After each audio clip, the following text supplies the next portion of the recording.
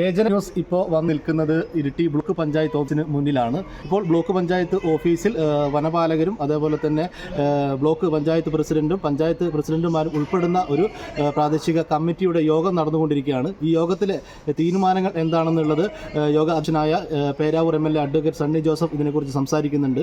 നമുക്ക് ആ വാക്കുകളിലേക്കൊന്ന് ചെല്ലാം. അതിനൊരു അനൗൺസ്മെൻറ്റ് സാധാരണ നടത്താറുണ്ട്.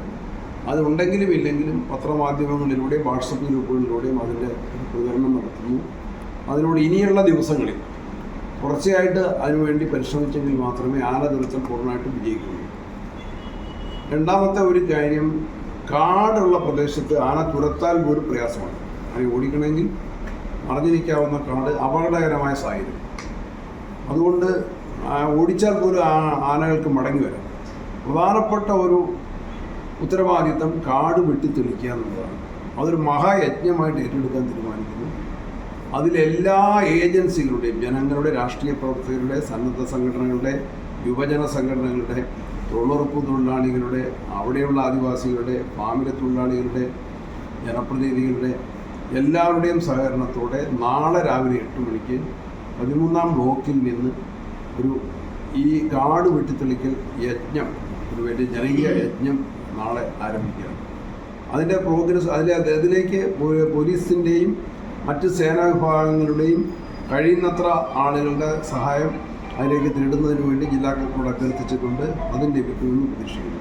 അതിനാവശ്യമായിട്ടുള്ള ഭക്ഷണ സംവിധാനങ്ങൾ ഒരുക്കുന്നതിന് വേണ്ടി TRDMനെയും കുടുംബശ്രീയുമാണ് നമ്മൾ ആശ്രയിക്കാൻ. TRDM അതിൻ്റെ ചെലവ് വഹിക്കുകയും കുടുംബശ്രീക്കാരുടെ സഹകരണത്തോടെ അതിൻ്റെ ഭക്ഷണം തയ്യാറാക്കലും കൊടുക്കലും സാധിക്കുമെന്ന് പ്രതീക്ഷിക്കുകയാണ്. പിന്നെ തെളിച്ചതിന് ശേഷം ആനയെ ഡ്രൈവ് ചെയ്ത് അപ്പുറത്തേക്ക് ആക്കിയതിന് ശേഷം ആന വരാതിരിക്കാൻ വേണ്ടി അവിടെ സോളാർ ഫെൻസിങ് സ്ഥാപിക്കുന്നതിന് വേണ്ടിയിട്ട് ജില്ലാ പഞ്ചായത്തിൻ്റെയും അതുപോലെ ആറളം പഞ്ചായത്തിൻ്റെയും ഫണ്ടുകൾ അതിലേക്ക് മാറ്റി ഉപയോഗിക്കുന്നതിന് വേണ്ടിയിട്ട് തീരുമാനിക്കുകയും അതിൻ്റെ പ്രവർത്തനങ്ങൾ അനർട്ടിനെ ഏൽപ്പിക്കുന്നതിനാണ് തീരുമാനിച്ചത്. അതിലെത്രയും പെട്ടെന്ന് ആ നടപടിയിലേക്കും കൂടെ കടക്കണം. അതും ഫലപ്രദമാണെങ്കിൽ ഒന്ന് ആനയെ തുരത്തി അപ്പുറത്താക്കണം, അല്ലാതെ സോളാർ ഫെൻസിങ് ഇട്ട് കയറി രണ്ട് കാട് വെട്ടി തെളിക്കണം. ഈ കാര്യങ്ങളാണ് മുൻഗണന കൊടുത്ത് അടിയന്തരമായിട്ട് എല്ലാവരുടെയും പ്രത്യേക സഹകരണം അഭ്യർത്ഥിക്കുകയാണ്. പ്രത്യേകിച്ച് ഈ ജനകീയ കാട് വെട്ടി തെളിക്കൽ അതൊരു മഹായജ്ഞമായിട്ട് നടത്തുന്നതിന് വേണ്ടി എല്ലാവരുടെയും പ്രത്യേക സഹകരണം അഭ്യർത്ഥിക്കുന്നു. മാർച്ച് 2-ാം തീയതി ഞായറാഴ്ച രാവിലെ മുതലാണ് ജനകീയ കാട് വെട്ടിത്തെളിക്കൽ യജ്ഞം ഇവിടെ ആറള ഫാമിൽ നടത്താൻ വേണ്ടി പോകുന്നത്. പോലീസ്, അതേപോലെ തന്നെ വനപാലകർ, ജനകീയ കമ്മിറ്റികൾ അങ്ങനെ ഉൾപ്പെടുന്ന എല്ലാവരെയും ഒന്നിച്ച് നിർത്തിക്കൊണ്ട് ഒരു കൂട്ടായ്മയായി കാട് വെട്ടിത്തെളിക്കൽ യജ്ഞവുമായി മുന്നോട്ട് പോകാനുള്ള ഒരു തീരുമാനമാണ് ഇന്നത്തെ ഈ ഒരു കമ്മിറ്റിയിൽ എടുത്തിരിക്കുന്നത്.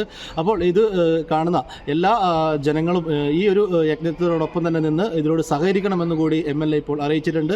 ക്യാമറമാൻ ഷിജോ അബ്രഹാമിനൊപ്പം ബ്ലോക്ക് പഞ്ചായത്ത് ഓഫീസിന് മുന്നിൽ നിന്നും ശ്രീവേഷ്കർ, ഏജന്റ് ന്യൂസ്. മലയോരത്തിന്റെ സ്വന്തം പ്രാദേശിക ചാനൽ ഏജന്റ്. നിങ്ങളുടെ നാട്ടിലെ വാർത്തകളും വിശേഷങ്ങളും ഞങ്ങളെ അറിയിക്കുവാൻ വിളിക്കൂ 9447691771 9074215391. നിങ്ങളുടെ നാട്ടിലെ വാർത്തകളും വിശേഷങ്ങളും ഞൊടിയിടയിൽ അറിയുവാൻ ഏജന്റ് ന്യൂസ് ചാനൽ സബ്സ്ക്രൈബ് ചെയ്യൂ.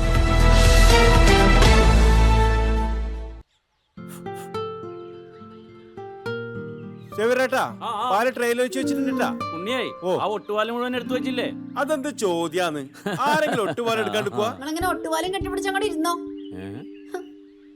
എന്റെ മനുഷ്യ ഈ റബ്ബർ ഷീറ്റ് ഇങ്ങനെ കുന്നുകൂട്ടിട്ട് എന്തോ ഉണ്ടാക്കാനാ? എന്നെ എന്തായാലും മതി, എന്റെ ഷീറ്റിനാവ കളിച്ച് എന്റെ കയ്യിൽ നിന്ന് മേടിക്കുന്നീ. അത് കറക്റ്റ്. ഉള്ള സമയത്ത് ഇതൊക്കെ ഒന്ന് തൂക്കി വിട്ടിട്ട് കാശൊന്നും കൊണ്ടെത്താ മനുഷ്യ. MS ഗോൾഡ് പോയി കുറച്ച് സ്വർണ്ണം വാങ്ങട്ടെ. അത് യോറിന് എന്ത്? ഇതിന്റെയൊക്കെ വില എപ്പോഴാ കുത്തിനെ വീഴുന്ന ആർക്കറിയാം മനുഷ്യൻ. സിസിലി ആ പറഞ്ഞത് നേരാണ്. റബ്ബർ ഷീറ്റിന്റെ വില സ്ഥായിയല്ല, എപ്പോ വേണമെങ്കിലും താഴേക്ക് പോകാം.